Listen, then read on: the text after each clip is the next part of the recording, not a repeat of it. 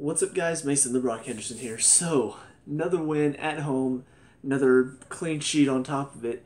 Yeah, it's feeling pretty good right now. We're on a nice little run of games. We've been pretty much dominating quite a few games at home. Obviously, the Orlando one is the only one that we didn't dominate, but I mean, this is another good result and a good performance to go along with it. So, first of all, let's talk about the lineup a little bit because there is one little thing that I do want to address. I did talk about the last game. I talked about Chris being at left back, how I just didn't really agree with it. I think he's not really a good defender. While he is a pretty good player, we've seen good quality from him. He does serve the ball very well. However, if we're going to face off against a team, like probably Montreal on the weekend, most likely Toronto, any team that has a good quality striking force, I don't think this is going to work. And it showed against Orlando. We saw that doesn't work having him at left back. However, against LA Galaxy tonight, just they don't really have a lot going forward. They do have a little bit. They have some quality.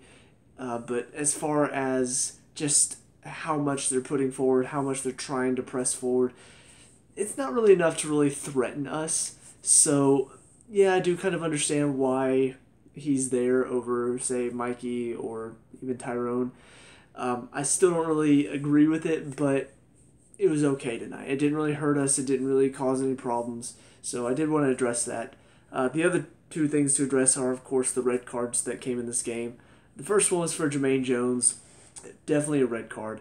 Actually, I was very impressed with the referee because he gave the yellow to Tito for his challenge, but then he gave the red to Jermaine for kicking out. And then they checked on the VAR, and then they just sort of said, yeah, it's good. And so we got to see the replay, and sure enough, it was a kick out. It was kind of like, did he really, did he not? Tito was holding his back. Was that really a kick? Watching the replay, though, definitely a kick out, definitely trying to get him after the fact. So, in my opinion, very good call. However, you get to the end of the game, and he just makes a complete mockery of himself. Based on what I saw there, I'm just like, okay, yeah, he did a good job there, I don't necessarily agree with the yellow for Tito because just before that, he didn't give a yellow to an LA Galaxy guy that probably deserved it, and then, 10 seconds later, oh, so that's a yellow card. I didn't agree with that part, but I was like, oh, good job on the red. You saw that in the middle of the play. Very impressive. And then you get to the end of the game. Brandon comes in off the bench. I'm happy to finally see him back. I'm happy to finally see him get a chance to play again because he hasn't gotten to. And then he jumps in trying to block the guy's clearance. His foot catches him. He turns to block it, and his foot catches the guy's clearing foot. And the guy goes down like he's been shot. The referee instantly goes to his pocket for a yellow, and he's talking to somebody. I don't know if he's talking to the fourth official, the VAR, the assistant referee. I don't know who he's talking to, but he's talking to somebody, pulls out a red card. And we're all just like, are you kidding me? Like, seriously? He jumped to block the shot, or to block the clearance. And you're gonna throw him off the field for that. So my dad pulls out his phone and starts watching it on, I can't remember if it was Fox or ESPN or whatever, but he starts watching it on his phone. And so we see the replay there, because they're not showing us the replay yet on the screen. Nowhere near a red card. Just not even in the possibility of being a red card, because not only was it not studs up, but the part of the foot that caught him, it was his back foot. He's turned away, so he's not even trying to kick him. And it's like, here's the top of his foot coming up to kick the ball away. Here's the top of Brandon's foot as it comes back, he's got it out trying to block the shot. And that's the only contact that happened. So clearly the guy has over-exaggerated. And we're sitting there talking like, okay, if there's going to be a card, it's going to be for that guy for over-exaggerating and feigning injury when clearly he's not really hurt. And then the referee goes over to the VAR, he's looking, comes back out. Red card to Brandon. I'm like, are you serious? Like, we're trying to make VAR a thing. We're trying to show how VAR, it can help. We're trying to show the qualities of it. Okay, goal has happened. There's something the referee missed. Great. Now we can see that. Now we can go back and say, okay, so there's an offsides or there was a foul, so it's not a goal. That's great. For red cards, there are some where the guy goes in very, like the one for New England. The guy clearly went in trying to hurt Yamil. He went and studs up down the back of his calf. The referee missed it. VAR caught it. That's great. It is working. But if your center referee is too stupid and arrogant to say that he made a mistake, and so whenever he goes and looks at the VAR, ultimately the VAR official, all his job is to say, hey, you need to go review this. The center official has to be the one that looks at it and makes the final decision.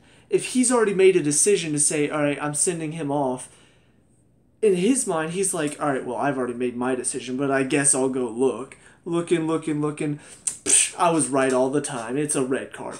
If he's too stupid to see that, the VAR is not going to work, which means it can't be the center ref's final decision. He cannot be the one making that final decision. It should be either your VAR official makes the decision for him, or it should be communication between all the referees. They all get a look. They all get to see what happened, and they all make the decision together, and it's a majority vote. Because ultimately, this shows the problem with it.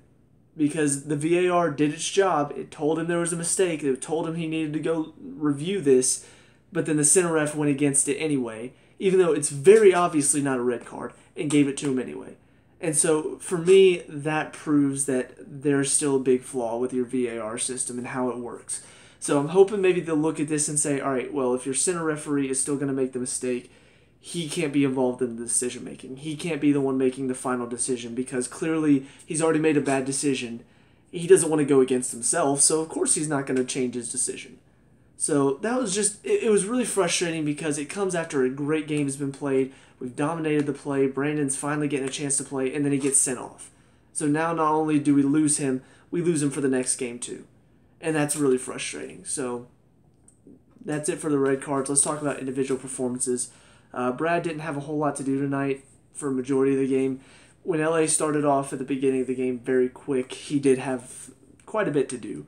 Unfortunately, I didn't really get to see it that much because we were still getting into the stadium late because I have a job outside of this. So most of what I saw was on like the big screen walking around the stadium to get to our seats. But he did have a few saves to make. He was called upon in the first 5-6 minutes.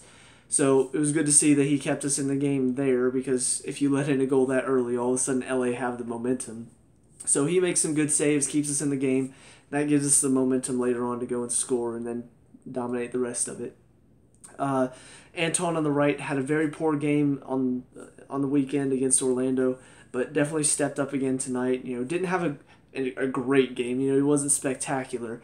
But as far as his defensive work, it was better. It was back to the Anton that I've come to expect week in, week out. So hopefully, he got a rest after the Orlando game. He got a rest tonight as well because he got subbed off. So subbed off twice in 2 games. Hopefully that rest, that time off, even if it is only like 20, 30 minutes, hopefully that's enough for him to be able to stay fresh and not wear his legs out. Michael in the middle, once again, very confident, very dominating as far as defensive work goes. Just reads the game very well, does a very good job. Watching performances like he's had, though, does make me wonder why he's not in the shout for the national team. I realize it is supposed to be the best of the best, but I watch him play, and he's very solid, he's very confident, and just reads the game very, very well. And then I watch guys like Gonzalez play, or sometimes, depending on the game, sometimes even Cameron and Brooks have bad games. But mainly Gonzalez, because he's the one that just stands out as our worst defender on the international level. I'm just like, why does he get to play? And then players like Parkhurst are just overlooked. He's just such a solid defender. Anyway, moving on. Perez on the other side, just a very good job of, reading the play, pretty much winning the ball out of the air tonight. And he looked very fresh. That one game off that he had last game, it did him wonders because, I've had some problems with him over the past few games where he's made some mistakes. He's gone into a couple of challenges, probably a little too overly aggressive. But he's been okay. it just hasn't been as good as I want him to be. It hasn't been the solidity that I've come to expect. Tonight, though, it really was. It was back to that same solidity that he had at the beginning of the year, that very confident, very quick defender that just does a very good job of not only beating them with his speed, but then beating them with his strength as well. So he didn't seem like he was making any naive challenges tonight either. It seemed like he was reading the game very well, working very well alongside Michael too. So I love it whenever those two and then Jeff drops in and becomes the third. Whenever they're all working together and flowing together, it just looks so good defensively. And I love watching that. Like I said, Chris played on the left. Defensively did okay, but still caught out of position quite a few times to the point where, once again, it almost looks like we're playing with only three in the back. Even whenever Anton drops in, it feels like he's not really playing left back. He's playing more left wing and just stays up there. So I don't know if that's by design. I don't know if that's what Tata wants him to do, but it kind of, from a fan perspective, where I don't know what the coach is telling him to do, I'm sitting there yelling, "Get back, get back, get back," because somebody's wide open back there. But as far as his work on the ball, he's definitely showing that he has quality there. He moves the ball around very well. Doesn't really have the speed to help him drive past the defender, but if you get it to him out wide, generally he's going to put in a good cross somewhere that's going to be dangerous. So I like the fact that he does bring something to the field, and that's really been my only complaint about him, is that I didn't know what he was bringing to the field. I didn't know what to expect out of him. Now I kind of see, okay, he can cross the ball very well. He's very good, quick little interchange too. So he does bring something, and I'm glad I can finally see that. Jeff and Carlos in the middle again. Once again, very strong midfield pairing. Just do a very good job of breaking up the play. Jeff does a good job of winning it whenever it comes out, and then Carlos does a very good job of sort of directing the play. Still a little wild with his challenges, but I'll take it as long as it's being effective. It's whenever he starts diving in and starts getting beat that I worry about that overly aggressive play. But yeah, I think they both did a really good job tonight of holding down the midfield. Didn't really let LA get any good chances going forward. The only real chances that they ever created later on in the game is whenever they just dumped the ball over the top and let Dos Santos or Alessandrini, something like that, whoever was up top, they just tried to send it long and hope that they could get on the end of it. But, it just wasn't happening for them tonight. So, the front three and behind Joseph, again, Yamil, Miguel, Tito, all three of them, in my opinion, had a really good game. I guess I'll throw Joseph into the mix too, because all four of them had a good game tonight. They were just all working very well together. Tito was probably the only one of these four that he wasn't involved in any of the goals. He still was working very hard to create stuff. And I will say the one part of his game that's really improved over the past few games has been the defensive side of it. I really noticed at the beginning of the year, it was more Yamil was dropping in and sort of helping out defensively while Tito stayed up the field, and he was pretty much almost like another forward at times, which kind of made sense because that's where he played. But the past few games, it's been both of them dropping back in and helping out the fullbacks. It's looked great because now not only do you have players like Greg and Anton that are having to put pressure on people, but then you've got two flyers like Emil and Tito flying back, putting pressure on them, maybe even nipping in and getting the ball away. It's looked really, really good defensively. Like, we look solid back there, and that has a big part of it. What am I trying to say? It's very late, so just ignore whenever I slip up. That's a big part of why we look so solid back there, is because they've been helping out so much defensively, and because Yamil did it earlier in the season, I'm not surprised by that at all, but Tito doing it, it's great. I love the fact that he's up there and helping out as well. Then you've got Miguel in the middle.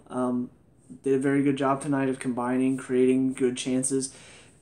Was a bit disappointed with him in the weekend against Orlando just because it seemed like he was getting really frustrated. He was, trying to create something out of nothing most of the time, and there are chances that are elsewhere, and he's too busy looking one way instead of seeing what's open over here. It's just very one-sided, very, blinders on. I'm only focusing one way. And it just didn't work out because everybody else was trying to create, everybody else was trying to work together, and Miguel was like, I'm going to do this on my own, I'm going to try my own thing. And it wasn't working. It's the team mentality. You can't have one person as an individual trying to do it on their own. Everybody has to work together. So tonight, that's what we had. And it created a ton of chances. It put LA on their heels a lot too because now we're constantly flying at them. So yeah, I definitely say Miguel stepped up tonight. And Joseph, even though he only got one goal, still a big part of it. The one thing that I will say he did tonight that we desperately needed against Orlando, his headers in the box. I mean, just anytime a corner came in, anytime they had a free kick near our box, generally he's the one winning it in the air. I don't know how he does it, but he just gets off the ground so well. He's a bit smaller than everybody else, but that doesn't matter. He just gets so much air and generally beats everybody around him to a header. So very good tonight defensively on those headers, and then up top, moving around, creating a lot of space for the people around him. Once again, very unselfish from him. Kind of frustrated to see him come off the field after only getting one goal. You could see the frustration, the ripping the tape off, taking off his shin guards while he's still in the field and walking slowly. Everybody's trying to go up and give him a high five, and he's just ignoring them all, walking off the field. I realize he wants to get goals. I realize he wants the golden boot. I get that. He is a striker. It's a striker's mentality. But at the same time, I would prefer it if, okay, you got a goal tonight. It's not like you didn't score. You did score one. You could at least look happy. Applaud the fans coming off. You don't have to be happy, but look happy. It's part of this team mentality that you've got to have. The team is winning 4-0. You've got your goal. Be happy. At least look happy for the fans, so that way whenever they're applauding you coming off, they're not seeing you coming off with a... Because nobody wants to see that whenever we're winning 4-0. That takes away from the rest of the team. So kind of frustrated there, but he does still work very unselfishly. He puts in a lot of hard work up there, creating chances, moving defenders around, wearing them out as well. So very good to see from him. As far as the subs are concerned, the first one was Tyrone coming on for Anton. It kind of makes sense. You're giving Anton a bit of a rest, seeing if Tyrone can still handle it because you do have a lot of games back-to-back. So, he's doing an okay job back there. He's still not quite what we need. I still think we need something else back there. Even Anton does have his flaws in his game. Can't cross the ball. Obviously can't win headers as we saw last game. So I still think we need something more at your right back position, but both of them have different elements to their game that I think do help. But Tyrone came on, did a fairly decent job. Jacob came on next. Jacob Peterson came on for Joseph. Didn't really understand that. It would have made more sense if he came on for, Miguel ended up coming off on the third sub.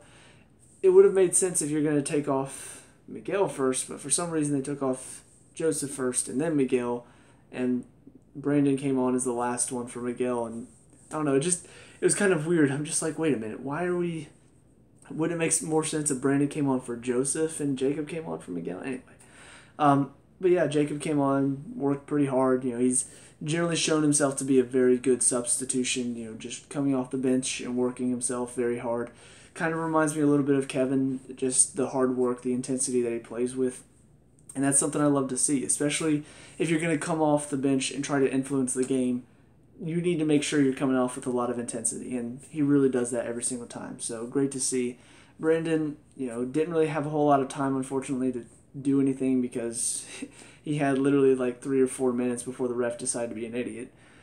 So I am disappointed for him, but I don't know. I'm glad to see that finally Tata said, hey, let's put the kid on, because it just didn't make sense in the past few games. Why wouldn't you? Why wouldn't you put him out there? He's been changing games for you in the past. Why not give him a chance? Yes, the referee was an idiot tonight and sent him off, but that's not going to happen every game. You're not going to have a referee trying to send him off every time. I don't know. It's just a little bit frustrating that this is the first time we've seen him in several games, even though he's been on the bench every single time. But anyway, that's it for me. We do have another game Sunday against Montreal. Unfortunately, I won't be able to be there because the team I coach has a game. Sucks. But I will watch the game whenever I get a chance, and hopefully, get another win on at home. It's going to be against Montreal, who I think just came off of a win against Toronto today, which is a pretty good result, even though Toronto have already got the league wrapped up, so I don't think they're probably playing their starters or anything. But, I mean, Montreal have an outside chance of making it into the playoffs, so no doubt they're going to try as hard as they can to get some points here. On top of that, I think most teams are now coming to Atlanta with either one of two mindsets, either like LA or Dallas or even New England. They come here with the mindset of who wants to come and play here. Like you can just see LA started off the game very well, but after the first goal went in, everything fell apart for them. So there is kind of a mindset of coming here to play is very difficult. But then you look at Orlando, and they came in with the mindset of, we're taking something out of this game. We are not leaving here without something at least.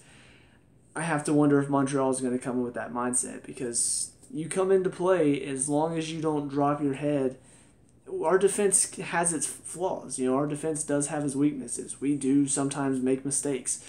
So I think any team that comes in with the intensity that Orlando brings every time they play us, they have a chance of getting something out of the game. So I'll be very interested to see what sort of attitude Montreal comes in with. But yeah, I am looking forward to the game. Hopefully we can dominate the play again, make sure we show that our hometown is not where you mess with us. You don't come here expecting to get anything. You come here expecting to get beat.